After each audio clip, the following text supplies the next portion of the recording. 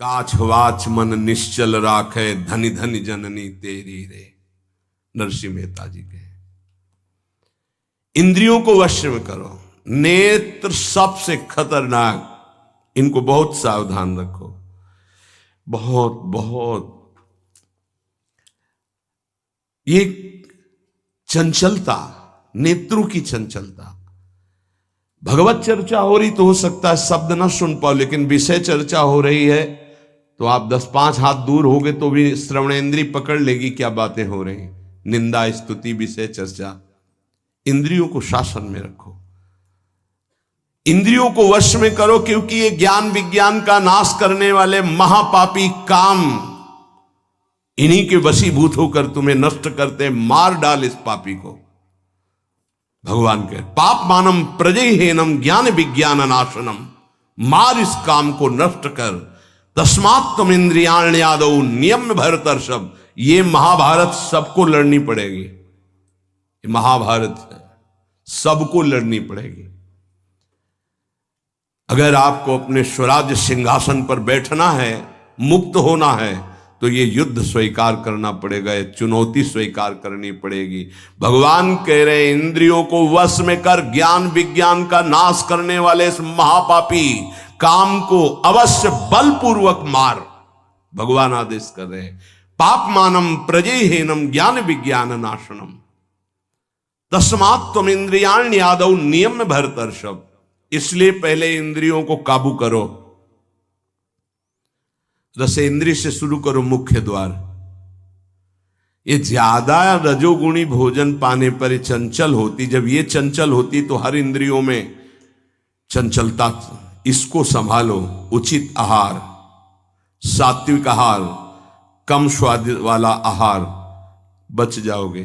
ज्यादा स्वादिष्ट पाने की कोशिश मत करो। अगर रसेंद्रीय स्वाद नहीं छोड़ पाए तो जनेंद्री का स्वाद छोड़ पाना बड़ा कठिन हो जाएगा। इंद्रियों को विषयों में संयोग मत होने दो। भोग बुद्धि से प्रवृत्त ना करो। केवल जीवन निर्वाह बुद्धि से प्राण पोषण के लिए पहले यहीं से शुरुआत करो, रसेंद्री से। प्राण पोषण के लिए अन्न जा रहा है, स्वाद के लिए नहीं। आप नहीं हो भोक्ता, ये रसेंद्री का है। इतनी जबान में रखी गई पूरी बात। यहां के नीचे कोई मतलब नहीं है क्या जा रहा है, इससे यहां कोई स्वाद नहीं। बस ये 2 अंगुल 3 अंगुल का खेल है। इसे क्या गुलाब जामुन है या क्या, बस ये जहां अंदर गए ना तो फिर और कुछ मांगे होने लगेंगी। रसेंद्री से स्वाद।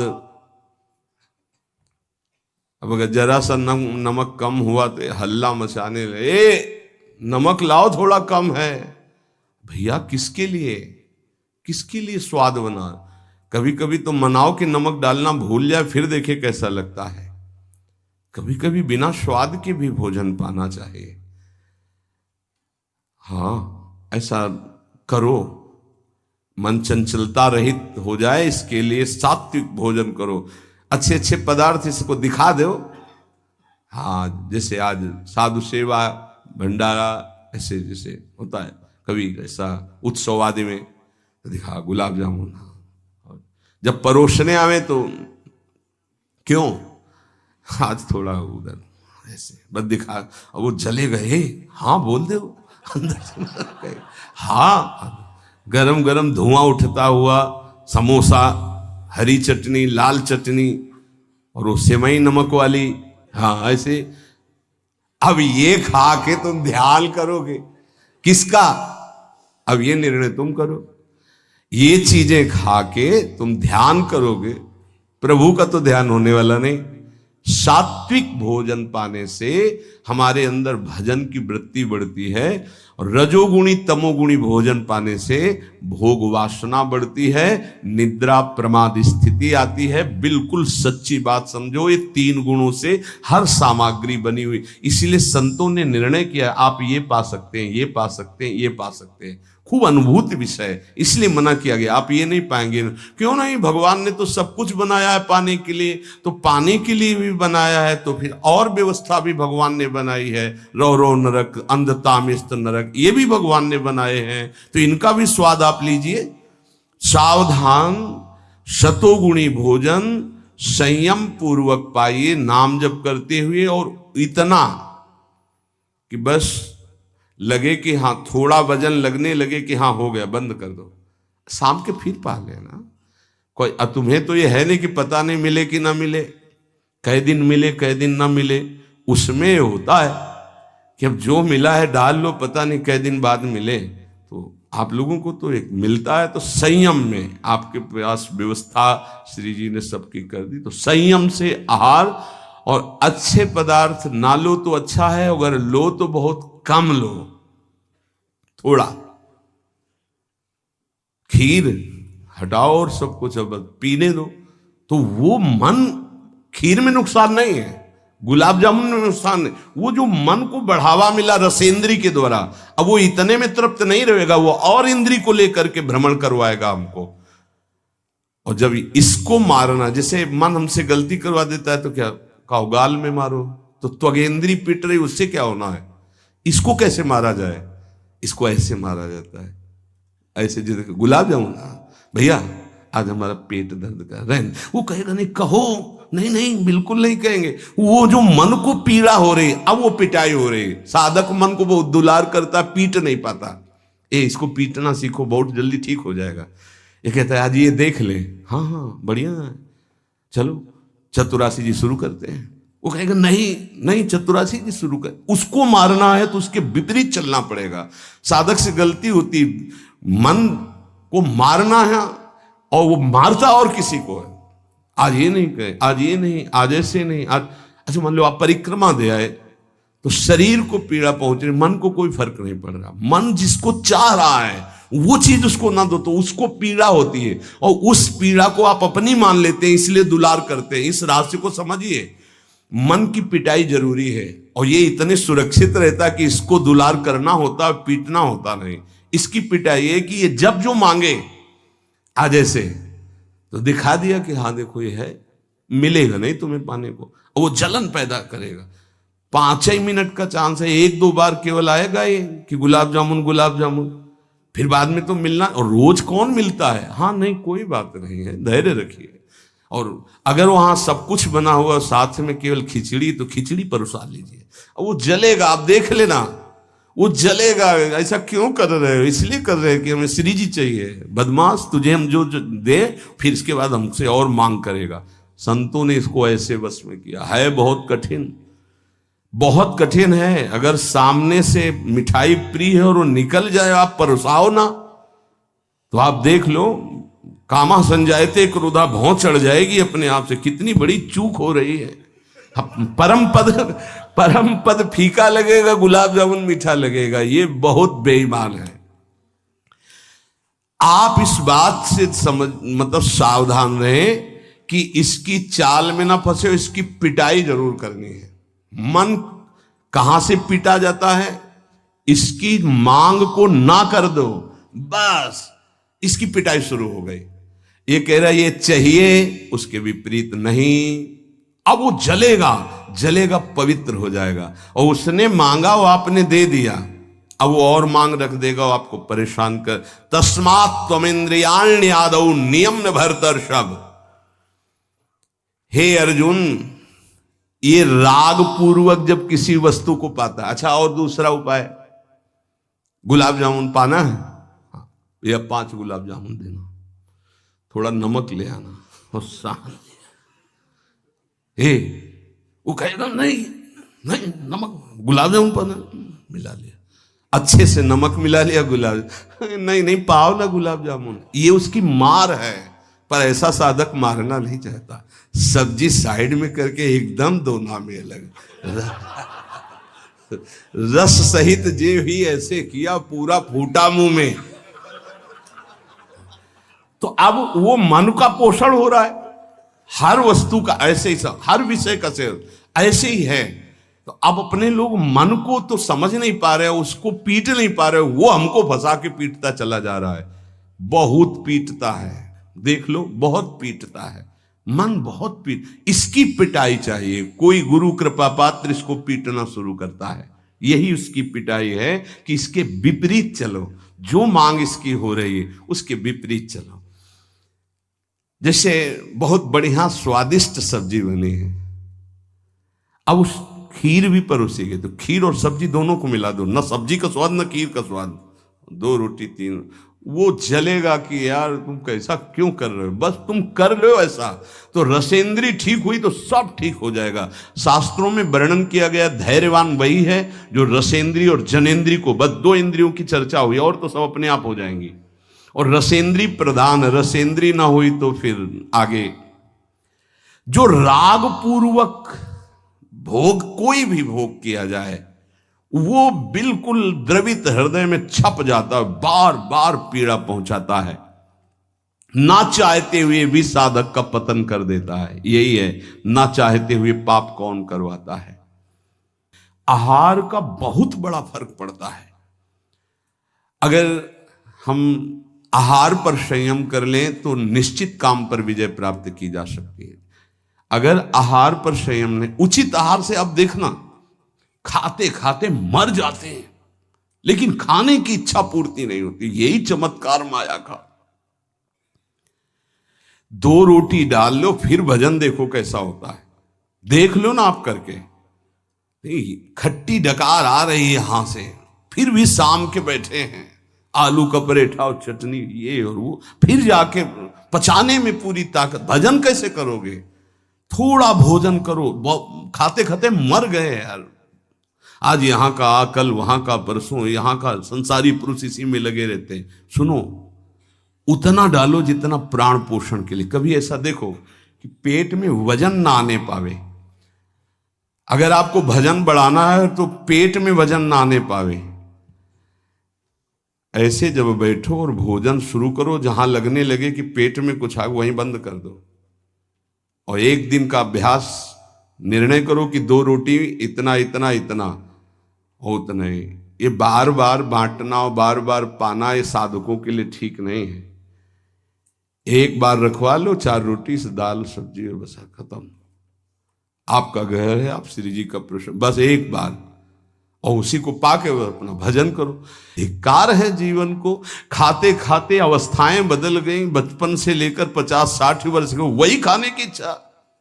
कभी तो थोड़ा मन वही फंसाए है, मृत्यु आ जाएगी फिर भी खाने से तृप्ति नहीं होगी। एक बार इस रसेंद्री को काबू में किया जाए, भोजन पर सावधान, थोड़ा अल्पाहार, इतना जिससे हमारे प्राणों का पोषण हो जाए, सब ठीक हो जाएगा। आप देख लेना, अल्पाहार। अगर भोजन सुधार नहीं होगा तो फिर भजन में सुधार नहीं होगा। भोजन, बहुत प्राण शक्ति प्रबल है आपकी, ऐसे नहीं निकल जाएगी। बहुत प्राण शक्ति बलवान होती है। वायु, अन्न, जल उचित चला गया तो खूब साधना बनेगी। इसलिए कोई भी वस्तु राग पूर्वक सेवन न की जाए। ये ज्ञान मार्ग, भक्ति मार्ग, जो मार्ग के उपासक, उनको इस बात पर विशेष ध्यान रखना, चाहे गृहस्थ हो चाहे विरक्त हो। शास्त्र के अनुसार कर्तव्य कर्म होने चाहिए और राग रहित आहार विहार होना चाहिए। पूज्य श्री पंडित गया प्रसाद जी के शिष्य मास्टर बाबा, उनके पास जितने साधक रहते थे तो उनकी सब्जी में नमक नहीं, खीर में चीनी नहीं, ऐसे ही उल्टा सीधा बनता था। तो जानते हो कैसे साधक रहते थे? 2-4, जब दंडोती परिक्रमा लगा रहे थे तब वहां गए थे 2-4 साधक। जब शाम के मिला ना तो वहां कुछ पकड़ में नहीं था कि रोटी से सब्जी पाओ तो कुछ पकड़ में आवे, या दूध और चावल मिला के रखा गया तो कुछ पकड़ में, कुछ पकड़, न मीठा न खट्टा न नमकीन न कुछ। भगवत धाम को प्राप्त हो चुके हैं, बहुत अच्छे महात्मा थे पूज्य श्री मास्टर बाबा जी। ये बड़े बड़े महापुरुष ऐसी चाल क्यों चलते हैं? क्योंकि वो अपनी इंद्रियों को काबू में रखना साधकों को सिखाते हैं। काम को मारने के लिए सबसे पहले इंद्रियों का नियमन करने को श्री भगवान कह रहे हैं। तस्मात् तुम इंद्रियाण यादव, नियम में भरतर शब्द, इनको पहले कंट्रोल में करो। कान से भगवत वार्ता, अच्छी वार्ता सुनो। नेत्रों से अगर कहीं एक बार कोई ऐसा दृश्य उपस्थित हो जाए प्रकृति में तो प्रणाम करके दोबारा नेत्र मत पहुंचाओ। जहां आकर्षण हो वहां बार बार नेत्र मत पहुंचाओ। वाणी से कभी अश्लील संभाषण, गंदी बातें मत करो। खान पान संभालो, इंद्रियों को संभालो, ठीक हो जाएगा। जब तक साधक इंद्रियों को संभालता नहीं तब तक उसकी दृष्टि भगवान की तरफ न रहकर भोगों की तरफ होगी। आज ये बनेगा अच्छा, और पहले से संकल्प मन बना लिए इसमें तो ये ज्यादा नहीं तो ऐसा है कि आप जो चाहो जितना ले सकते हो। हाँ हाँ, खुली छूट है। इंतजार हो रहा कब वो 11 बजे, कब 12 बजे। ये संकल्प विकल्प को मारना है। कभी कभी ऐसा कर लिया करो, ज्यादा मन तैयार हो गया ना कि आज तो उत्सव है, बहुत गोल कर दिया, आज उपवास करेंगे हम, तो सब मत करना नहीं तो गड़बड़ हो जाएगा। अलग अलग उत्सव में एक एक दो दो आज नहीं पाएंगे, आज भूखे रह करके रहे। फिर आप देखो जो आपको मन जलन पहुंचाएगा वही मन को अधीन करने के बिना इसके अधीन नहीं होने वाला। ये भी बात समझ लीजिए, यहीं से अधीन किया जाता है। जैसे अपने लोग अब सावन भर केवल गंगा जल पी कर रहेंगे, जो भगवान शिव की उपासना गंगा किनारे सावन खूब आराम से 2 4 5 दिन शिथिलता होती है, इसके बाद वो शरीर उसी ढांचे में ढलने लगता है। और गंगा जी में सब सामर्थ्य विराजमान है। सही, कभी हम अपने शरीर को शक्तिहीन अनुभव नहीं किया। गंगा जल में इतना पावर विराजमान है, ऐसे पदार्थ विराजमान है। उस समय जब गंगा जल ही केवल बहुत सामर्थ्य उसमें, कभी ऐसा नहीं लगा। जब गंगा जल पीते थे तो लगता साक्षात माँ का दूध पी रहे हैं। एक विशाल अंदर से उत्साह प्रकट होता था। 2 4 दिन के बाद शिथिलता खत्म हो जाती है और वो शरीर पचाने लगता है। जो अन्न की मांग करता है वो धीरे धीरे शांत होने लगता है। मनुष्य की प्रवृत्ति इंद्रियों की मांग को पूरी करने में है। आज तो घर में नहीं, आज चलते हैं होटल में खाएंगे। यहां के नहीं, गाड़ी में बैठे आज छठी करा वाले होटल, ये क्या है? आज वहां ये है क्या? अरे बोले जिंदगी का यही तो लाभ है। तो भैया ये जिंदगी का लाभ नहीं है, ये जिंदगी के लाभ को नष्ट करने वाली हानि है। शतोगुणी सात्विक भोजन बना के भगवान को अर्पित करके प्राणों का पोषण करो। वहां जा करके कौन किस भाव से बना रहा है, कैसी अपवित्रता या पवित्रता है, बहुत सावधान। सबसे पहले काम इंद्रियों को फंसाता है, जिससे उसमें विषय की कामना होती, फिर काम मन को अधीन करता है, फिर बुद्धि को अधीन करता है, और ये सब 1 सेकंड के कम हिस्से में हो जाएगा। एकदम फैल गया कि तुम्हें विचार करने का अवसर नहीं मिला। परंतु जो साधक इंद्रियों की कामनाओं में ही ब्रेक लगा दिया, भगवान कह रहे वो भावपूर्वक कर्तव्य का चिंतन करता है। नहीं, ऐसे साधक को शीघ्र भगवत प्राप्ति हो जाती है। ध्यान दीजिए, सबसे पहले इंद्रियों में ही काम पैदा होता है और विषय को विषय आकर्षण करता है। और विषय जब कामना पैदा होती तो विषय कर्म करने की चेष्टा होती, कोई भी कामना किसी भी इंद्रिय की। और जो विषय कर्म में फंस जाता है उसका पतन हो जाता है। और जो उपासक इंद्रियों की चाह को, कामना को पूर्ण नहीं होने देता, वो उसको कर्तव्य का बोध होता रहता है। जो अपने कर्तव्य का बोध करता है, मेरा कर्तव्य क्या है, वो शीघ्र ही अपना उद्धार करने में समर्थ हो जाता है, भगवत प्राप्त हो जाता है। एनम ज्ञान विज्ञान नाशनम, ये ज्ञान विज्ञान का नाश करने वाला काम है। तुम्हारा कितना भी अनुभव ढक देगा, कितना भी बुद्धि आपकी प्रवीण हो, बड़े बड़े जवाब देने वालों को लाजवाब कर देता है। ऐसा है, काम ऐसा है कि बहुत जवाब देने वाले को जवाब रहित कर देता है। उसका उत्तर नहीं दे पाओगे जब काम तुम्हारे अंदर प्रश्न करेगा। विज्ञान अनुभव साधना का सब ढक देगा, ज्ञान विज्ञान दोनों को। तत्व ज्ञान का यहां बात नहीं है कि ज्ञानी का शब्द है शास्त्र ज्ञानी से, बोध संपन्न महापुरुष से नहीं। नहीं स्वात्मा रामम विषय मृग तृष्णाम भ्रमयति। यहां भक्त जो अभी साधन काल में है, प्रेमी भक्त के नहीं, दो को कोई परास्ती नहीं कर सकता। प्रेम लक्षणा भक्ति से युक्त महापुरुष और तत्वबोध महापुरुष, ये ज्ञानी शास्त्र ज्ञानी, और ये भक्त अभी साधन मार्ग का। कामना संपूर्ण पापों की जड़ है। पाप मानम ही प्रजय, इसलिए कामना उत्पन्न होते ही पाप क्रिया में रुचि हो जाती है। आगे चल करके वो इतना अंधा हो जाता है कि सतमार्ग छोड़ करके पाप कर्म में ही लग जाता है। बहुत बहुत डरावना विषय, बहुत भयावह विषय है। भगवान इसलिए काम को महापापी बता करके आज्ञा करते हैं कि साधक इसको अवश्य मार डाले। पाप मानम प्रजयहीनम ज्ञान विज्ञान नाशनम। तो जो आदेश कर रहे हैं वही सामर्थ्य देंगे, इसलिए इन्हीं की शरण में होके इनका नाम जप करो और इंद्रियों की चाह के विपरीत चलो तो मंगल हो जाएगा।